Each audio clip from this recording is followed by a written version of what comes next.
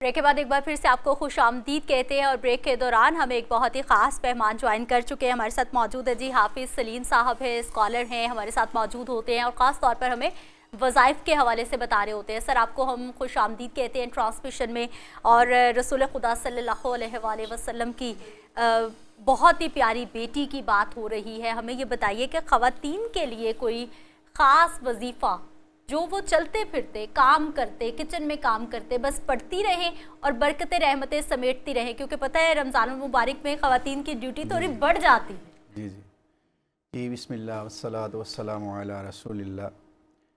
جی میرا آج کا جو آپ کے سامنے وظیفہ ہے وہ سب کو ہی پہلے ہی پتہ ہے، سبھی پڑھتے ہیں، وہ آپ بتا دیں گے اور وہ اس میں یہ ہے کہ نماز کے بعد ہم نے وہ اس کو رائج کر لیا ہے کہ ہم ہر نماز کے بعد پڑھتے ہیں اس کو صحیح 33 دفعہ جو ہے وہ ہم پڑھتے ہیں سبحان اللہ، سبحان اللہ، اور 33 دفعہ ہم پڑھتے ہیں الحمدللہ، اور 34 دفعہ اللہ اکبر پڑھتے ہیں، اللہ اکبر۔ تو یہ تسبیح فاطمہ ہے، سبحان اللہ۔ اور اس کا ایسے واقعہ یوں ہوا تھا کہ بی بی فاطمہ سلام اللہ علیہ آپ تشریف لے کے گئیں حضور علیہ السلام کے پاس، آقا کریم کے پاس، کہ مجھے خادمہ چاہیے، تو مجھے تھکاوٹ ہو جاتی ہے گھر کے کاموں پہ، خادمہ چاہیے، تو حضور تشریف فرما نہیں تھے، اما عائشہ صدیقہ رضی اللہ تعالیٰ عنہ آپ کو پیغام دے کے آپ واپس آ گئیں۔ جیسے ہی واپس آئی ہیں تو حضور کو پتہ چلا کہ بیٹی آئی تھی، تو آپ تشریف لے کے آئے، آپ نے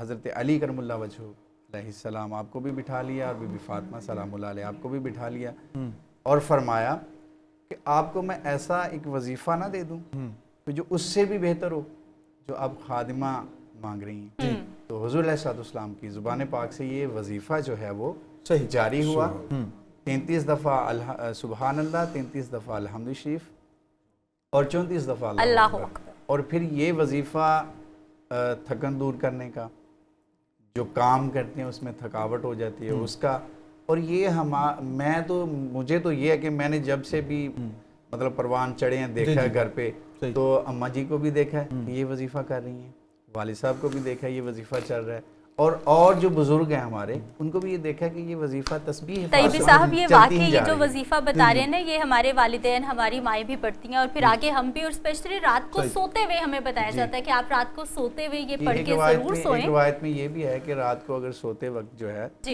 آپ حضور نے یہ بھی فرمایا صلی اللہ علیہ وسلم کہ بھئی رات کو سوتے وقت آپ نے پڑھنا ہے اور آپ کی تھکاوٹ جو ہے وہ دور ہو جائے۔ اچھا، یہ تو آپ نے بڑا اچھا وظیفہ دیا ہے تسبیح فاطمہ کا، لیکن ایک آج کل ہم وظیفوں پہ لگ گئے ہیں کہ وظیفے مل جائیں، لوگ کہتے ہیں ایسا وظیفہ ملے کہ کام ہی نہ کرنا پڑے، آپ کا ایسے آتے ہوں گے فون وغیرہ بھی؟ بالکل ایسے۔ تو ان کے لیے کیا پیغام ہے آپ کا؟ ان کے لیے پیغام یہ ہے کہ وظیفہ بھی تب کام کرے گا جب آپ خود کام کریں گے، جب فرائض پورے ہو جائیں، جب فرض والے جو کام ہیں۔ نہیں، یہ بھی کہنا جب آپ خود کام کریں گے وظیفہ بھی تب کام کرے گا۔ ہاں بالکل، وہ خود بھی کام کرنا پڑے گا، خود بھی جو اللہ نے بھیجا اسی کام کے لیے ہے نا کہ میری عبادت کریں، اس کام کے لیے اللہ نے روزی کا، اور یہ بھی کہ نماز بھی پڑھنی ہے، بتائیں لوگوں کے ساتھ۔ جی بالکل بالکل، وہی کہ نماز پہلے ہے، فرض پہلے ہیں، فرائض پہلے ہیں، اس کے بعد جو ہے وہ وظائف ہیں۔ بالکل ٹھیک ہے، خوبصورت بات کی ہے، اور آپ نے واضح کر دیا کہ وظائف پڑھیں ضرور پڑھیں، کہ نماز آپ نے پہلی شرط ہے کہ نماز ادا کرنی ہے۔ اور جس طرح ہم ذکر سیدہ پاک کا کریں تو میری ایک ذاتی خواہش ہے کہ اگر ہم جناب فضا کا ذکر نہ کریں اماں جی کا، تو میں سمجھتا ہوں کہ بزم مکمل نہیں ہوگی۔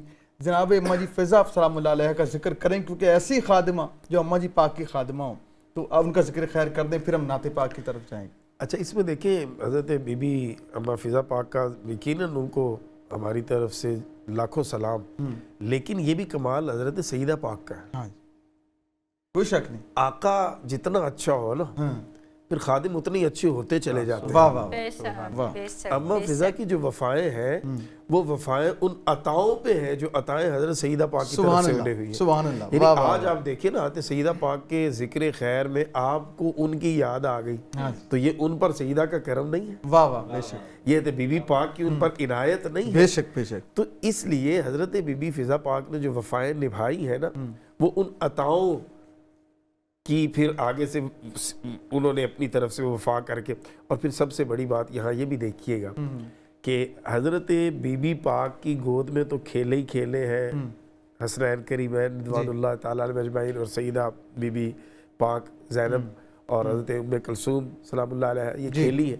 لیکن حضرت اماں فضا کی گود میں بھی یہ کھیلے ہیں. سبحان اللہ، واہ. یہ اعزاز، یہ سعادت کتنی بڑی ہے جی. کہ ایک تو سیدہ کونین کی وہ خادمہ ہیں اور پھر ان کے بچوں کو اپنی گود میں کھلانے کا موقع میسر آ رہا ہے.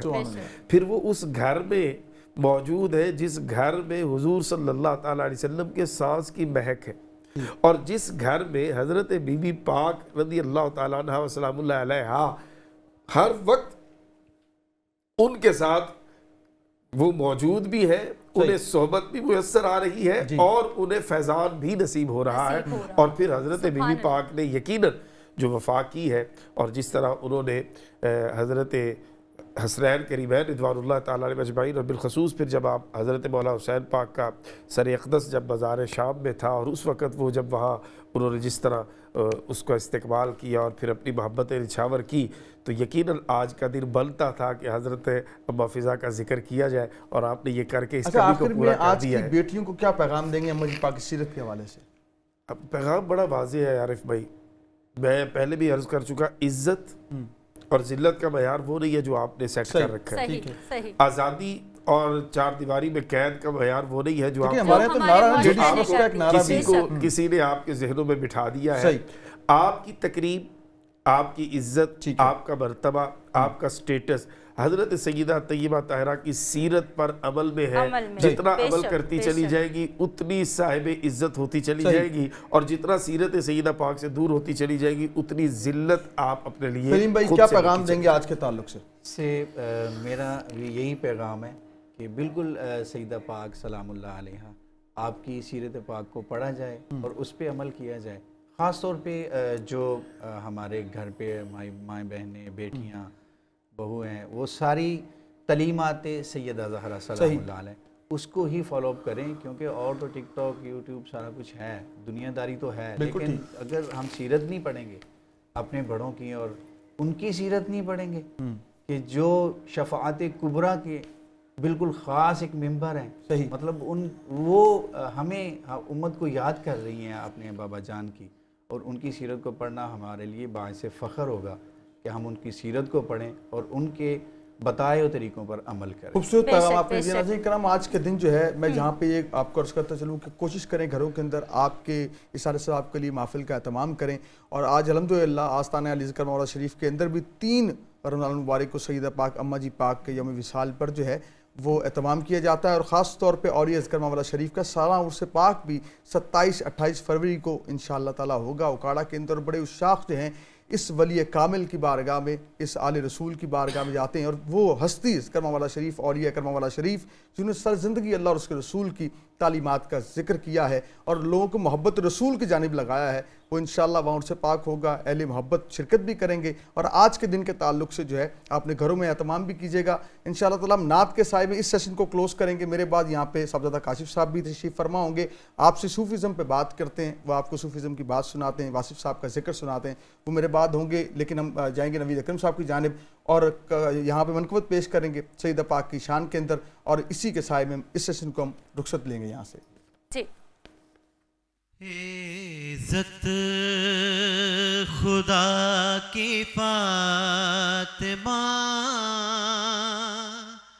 بنتے نبی بطول ہے، وہ جس کے احترام میں، وہ جس کے احترام میں در پہ کھڑے رسول ہیں، بنتے نبی بطول ہے. عزت خدا کی فاطمہ بنتے نبی بطول ہے. سجدے کرے ہزار تو دل میں ہو بغض فاطمہ، دل میں ہو بغض فاطمہ. जन्नत में तू भी जाएगा, ये सोचना फजूल है, जन्नत में तू भी जाएगा, ये सोचना फजूल है। और उससे खफा खुदा भी है, जिससे खफा है फातिमा, जिससे खफा है फातिमा, दीने खुदा का बाखुदा असली यही असूल है, दीने खुदा का बाखुदा असली यही असूल है। सुभान अल्लाह, माशाल्लाह माशाल्लाह। अभी इस सेगमेंट के हमारे पास तकरीबन 2 से 3 मिनट रहते हैं, तो मैं ऐसे में सर आपसे चाहूँगी जानना कि जिस तरह से हम आज की खातून की बात करते हैं, पहले भी मैंने इस हवाले से बात की है, कसूरवार कौन रहा मुआशरे को यहाँ तक पहुँचाने में, किसने अपनी जिम्मेदारी नहीं निभाई और किसको अपनी जिम्मेदारी इस वक्त निभानी होगी सबसे पहले मुआशरे में सुधार लाने के लिए? देखिए, ये मल्टीपल फैक्टर्स हैं। ठीक, इसमें कुछ हमारा भी किरदार है कि हम महराब व मिंबर से इन मौजूआत को बार बार डिस्कस करें। एक आध बार करने से फर्क नहीं पड़ता, जब आप बार बार चीजें डिस्कस करते हैं देन जाकर वो आहिस्ता आहिस्ता फिर आगे मुआशरे में लोगों में पेनिट्रेट करती है। दूसरा, इसमें बहैसियत माँ, मैं समझता हूँ औरत का बुनियादी किरदार है कि अपने बच्चों की तरबियत में वो इस फैक्टर को अपने पेश नजर रखे कि उनके बेटे ने कल को शौहर भी बनना है, उनके बेटे ने कल को बाप भी बनना है। अगर एक माँ अपने बेटे को इस तनाजुर में परवान चढ़ाएगी तो वो जो अगली जनरेशन आएगी, सेकंड या थर्ड, उसके बाद ये मुआशरा आइडियल मुआशरा होगा। औरतों के हवाला से, बेटी और बहन के हुकूक के हवाला से, माँ की इज्जत और एहतराम के हवाला से असल में हम हाथों पे सरसों जमाने के कायल हैं। हम चाहते हैं कि रात को सोए सुबह उठे तो मुआशरा ठीक हो जाए, ऐसा नहीं होगा। एक औरत को किरदार अदा करना है, महराब व मिंबर को किरदार अदा करना है, फिर रियासत को अपनी जिम्मेदारी पूरी करनी है। रियासत, बहुत से कानून, अभी पैरा फोर्स बनी है ना, वो बाहर के स्टॉल सारे गायब हो गए। इसका मतलब रियासत चाहे, हुकूमत चाहे तो सब कुछ हो सकता है। ख़वातीन के लिए इतना काम इस दौर में हो रहा है, आप देखें कभी नहीं हुआ।